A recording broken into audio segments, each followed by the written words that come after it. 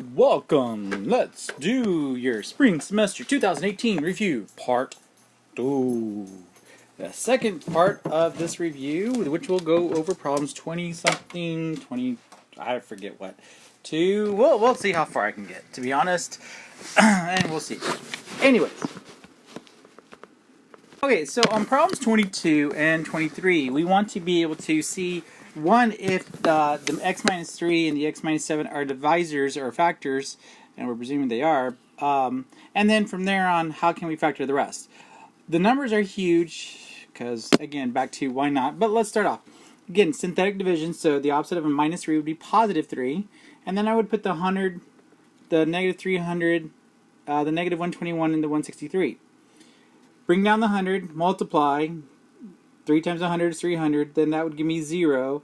0 times anything is 0, then that would give me negative 121, and then times 3 would give me negative 363, which gives me a 0 for a remainder. So I do know that x equals 3 is a factor, or x equals 3 is a solution, and then this is a factor, or this right here, 100 minus 121 squared, 100x squared minus 121, because there was no x, is equal to 0. Actually, it says this should be factors, so we're just going to actually skip the 0 part of this. I don't know why I didn't notice that. And, well, notice that those numbers are big. So let's see if you can take square roots. Well, the square root of 100 is 10, the square root of 121 is 11. And when it's like something minus something else, and you can take square roots, it's just plus and minus. I'm going to get rid of that right there. So plus and minus, this is 10x plus 11. 10x minus 11. Again, because I could take the square root of 100 to get 10, take the square root of 121 to get 11. So look for when you get some big numbers like this, look for, say, something where you could maybe take the square roots. Alright, so here's 23. I'm going to do the same thing. I'm going to go ahead and factor it out, or start doing the whole synthetic division. You can kind of see the numbers there. Everything comes out. So x minus 7 is a factor. I'm not going to put here, ignore this x equals 7 bit. And then I'm going to do here 36 plus 156. And again, here this is plus plus. Notice those numbers are really big. So can you take the square root of 36? Well, yes, you can. Okay, so when you see some really big numbers, see if you can take square roots, because honestly, we're not going to be, we're not that cruel, I'd hope. Anyways, square root of 36 is 6, square root of 169 is 13, and there you go. So basically, you're saying that x minus 7 times 6x plus 13 twice would be give me an answer. Now, how would that appear on a multiple choice test? I would assume we would get x minus 7, 6x plus 13 squared, okay? Because that appears twice. I would take either answer, but, you know, given the multiple choice, kind of think of like that. Okay, so here's some simple ones. Solve. They want you to solve. Now, these are equal to 0. So, what do you need to do? Well, okay, minus minus is a minus plus. Two numbers that multiply to give you 42, negative 42, and subtract to give you a negative 1 would be 7 and 6. So, it's 7 and 6. That's equal to 0. So, I need to say solve them. So, I'm setting both of them equal to 0. And when I do that, basically it just changes the sign. So, the minus 7 will become positive 7, and the plus 6 will become negative 6. And there are your answers. 25 would work the same way. Again, plus minus is plus minus. So that might be something you might want to make sure you have that chart in your notes for your note page. And two numbers that multiply to give me 90, subtract to give me 10. I'm sorry, subtract to give me a 1 would be 10 and 9. And then again, think opposite of the parentheses. So there you go. You can kind of see how that one works.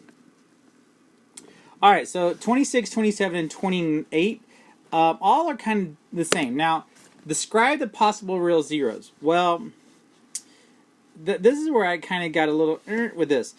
When I want to describe, based on the fact that the degree is 3, then I would say there are 3 real zeros. That's possible. Or, I could have 1 real and 2 imaginary. Now, if you, excuse me, if you look at the graph, you can see that the graph, it crosses 3 times. So that means it was 3 real zeros. If I'd only seen like a graph maybe where it had gone like something like this, and gone through once, then it would have been 1 real with 2 imaginary. So basically that one, when they want you to describe, it should be a question that asks you where or what, like how many could there be? And you can look at a graph to find that. Number 27, you could say, again, graph it, find all the zeros of the function, and of course they had to make it fun. You can see this one crosses at 5. So, and notice there's one real, and that means the other two are imaginary because, again, there should be 3 answers because of the x cubed. The degree tells you how many answers there are, and keep in mind that imaginaries always occur in pairs. So, like, if you can say there's 3 real, or you can say there's 1 real and 2 imaginary.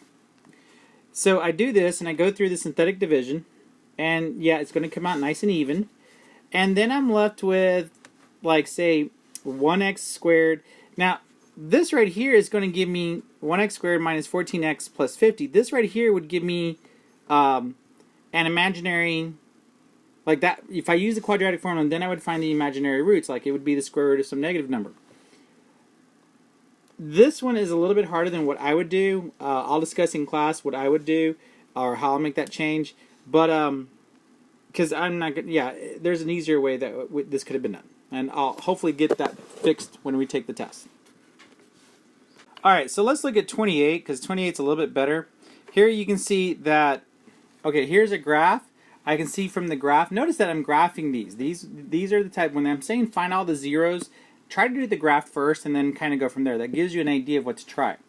But you can see here they go through at 2 and at 7, I think. And notice that because it turns at 2, let's try that again. Because it turns at 2, notice how it's like at 2 it touches and then it's turning back down. That means that one counted twice. Okay, so either they go through or if they turn, they count twice. That's like it happened 2 times. 2 times. It happened 2 times. 2 times. There you go. All right, so there's my 3 answers. 2 happened twice, and then I have an answer at 7. So those are my 3 answers. Again, you can check that by synthetic division, but this is a semester exam, so I kind of just want y'all to get through what y'all need to get through. Number 29, I'm going to admit, I was thinking about doing this, and then I was like, this is going to get complicated. I'm not in the mood to look it up, so we're going to admit it. I'm going to let this play out. Because, yeah, I decided it should be omitted. It's one question. I'm not going to waste my time on that, and you shouldn't have to either. All right, number 30 and 31, list all the rational zeros. That's that P divided by Q thing. So, again, that's something I definitely would like to see in on exam. Wow, I went through, like, right that whole long thing, and it's like, why? Okay, so what's P? P, again, is the n number. So, again, your P is over here. And your Q is here at the beginning. Okay, so P is 9 and Q is 2. Now I got to find all the factors or the numbers that multiply to give me 9, like 1, 3, and 9. And I got to find all the numbers that multiply to give me 2, like 1 and 2. Notice I put, I didn't put a 1. Shame on me. Wow, that was bad. Let's try that again. 1 and 2. And then from there, P divided by Q, which means divide everything by 1. So 1 divided by 1 is 1. 3 divided by 1 is 3. 9 divided by 1 is 9. Then 1 divided by 2 is 1 half. 3 divided by 2 is 3 halves. And 9 divided by 2 is 9 halves. And you would choose something that has something along those lines. Number 31 looks a lot harder because you've got 100 and 1. And I'm going to let that play through because why not? But it's really not as bad as you think. I mean, like, you start dividing and you start keep going until you reach, like, where it starts repeating. So, like, I'm not going to write P and Q, because Q is 1, then I know P divided by Q is going to be the same thing as what P is. So I'm not going to even write out what P is. I'm just going to do it as P divided by Q because everything's divided by 1. So what goes into 100? Well, 1 and 100. 2 and 50. 3 doesn't work. 4 goes into it 25 times. 5 goes into it 20 times. And then 6, 7, 8, 9 doesn't work. And then finally, 10 works. So there's all your P's divided by Q's for that one, for number 31. So these are all the rational zeros. In other words, these are all the possible numbers that it could cross through that we could easily find. All right? Number 32 and 33. Look at the graphs. Okay, and then from there, you can come up with the answers. Okay, so here's what I would say about 32 and 33. After you look at the graphs, keep in mind this is asking for rational zeros. So, like you can have like 4 rational zeros, you can have 2. It's that p divided by q business. All right, but so like if you did your p divided by q's, well, first off, keep in mind that you could factor out an x. So there is a 0 there. So that right there, you do get a 0. So you do know you have a rational 0 with an x right there. Now, it also looks like it's crossing over here at 9. And you could do a quick check on that. Or, again, use multiple choice to your advantage. I mean, you've got a graph, and you can kind of go from there. This one right here is not quite on the line. And then this one right here is not quite on the line. You might want to check those. But since there are no... Well, yeah, there could be fractions. You would have to check to see if they fit, your fractions would fit there. But again, if you saw a multiple choice that gave you that, maybe that would work. I mean, if you look here, these are all your p's divided by q's.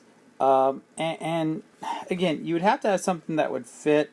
And rational or irrationals are also going to occur in pairs. So in this case, it looks like you're just your 2 answers that would work. And again, your multiple choice would bear that in mind.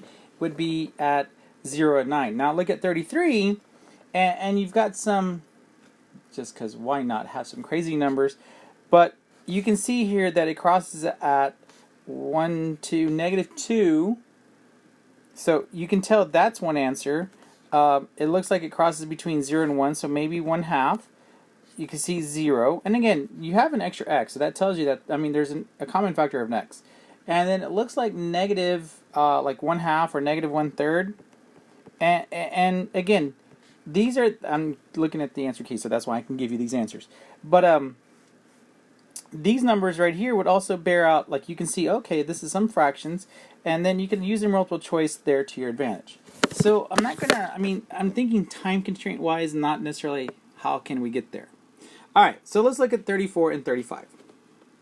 These are the ones where you put one function in the other. So g of h of x means I'm going to put the h into the g. So all of this right here would go in place of this x right here. So I'm saying 8 times -7. Let's try that again. -7x cubed plus 13x squared minus 10x plus 8. And if I multiply all those by 8, I get -56x cubed. Plus, see, that's 24, carry the 2, 104x squared minus 80x plus 64. Okay, and that's it. And if I want to reverse it, then basically that means I'm putting 8x in place of every x. So I'm going to say 8x to the 3rd power plus 13 8x squared minus 10 times 8x plus 8. Okay, and yes, Tigress, we know you want to be in the video, but you're not.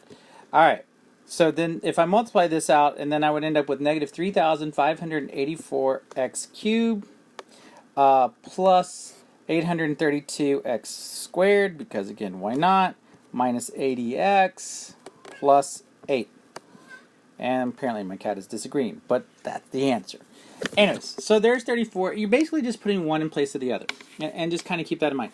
Remember that whichever one's closest to the x is the one you're substituting in for the x of the other one. Alright?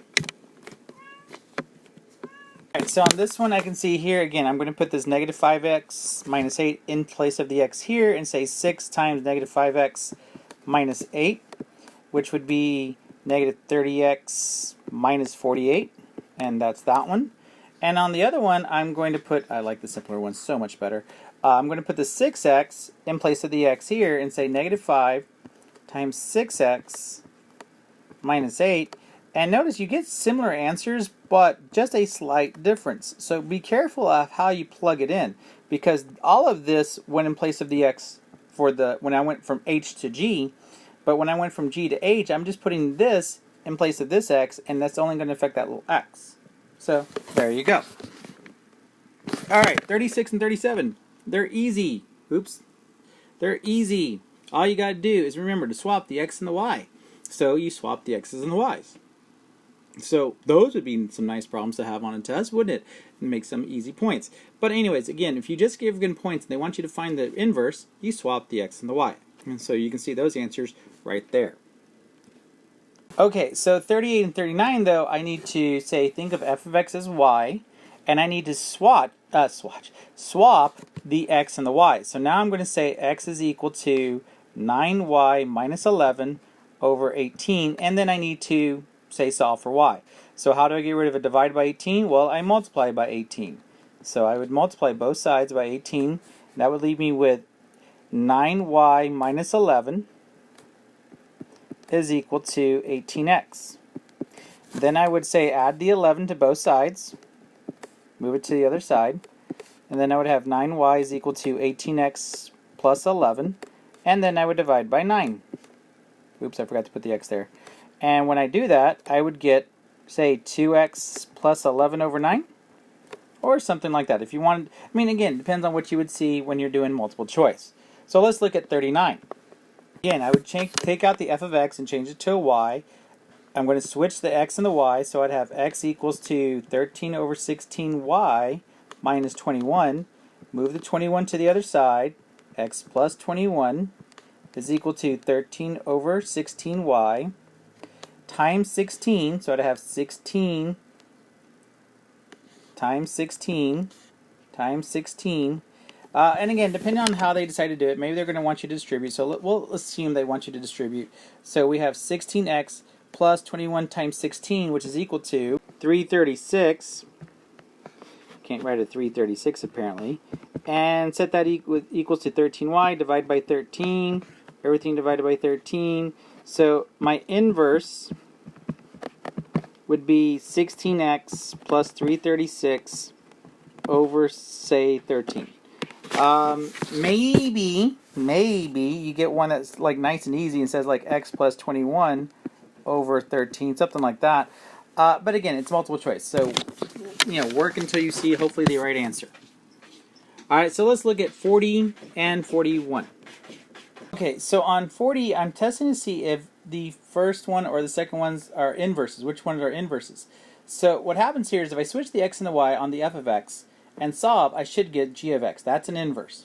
If not, then I know they're not inverses. So I multiply by 4. I get 4x equals 11y plus 7. I subtract 7. So I would get 4x minus 7 equals 11y. And then I divide by 11. And that doesn't match up to what I have for option 1. So that's not an inverse. Look at option 2. And if I switch the f of x here and say x is equal to y minus 4, and then solve, and that would move that 4 over, that gives me x plus 4 equals y, that's g of x. So that one, they are inverses. I mean, I could double check the other way around, but I'm not going to waste time for that. Y'all get the idea. Let's look at 41. 41, same thing. On option 1, I'm going to switch the x and the y. So I'm going to say x is equal to 9y minus 5. Add 5 equals 9y, and then divide by 9. So I have y is equal to x plus 5 over 9, which can be rewritten as 1/9 times x plus 5, because guess what? Dividing by 9 is the same thing as multiplying by 1/9. So option 1 checks out. Option 2, if I try to switch things, I say, let's see here, x is equal to 2y plus 8. Move the 8 over, I get x minus 8 is equal to 2y. And then divide by 2. I don't have a divide by 2, so this one doesn't work out. So option number 1 was the one with the inverses. Okay, so right now we're at 19 minutes and we have we're getting into the radicals. So I'm going to save those for the next video. But you've got here part 1 or part 2, and we are done for today. Thank y'all so much for listening, and I do appreciate y'all's time.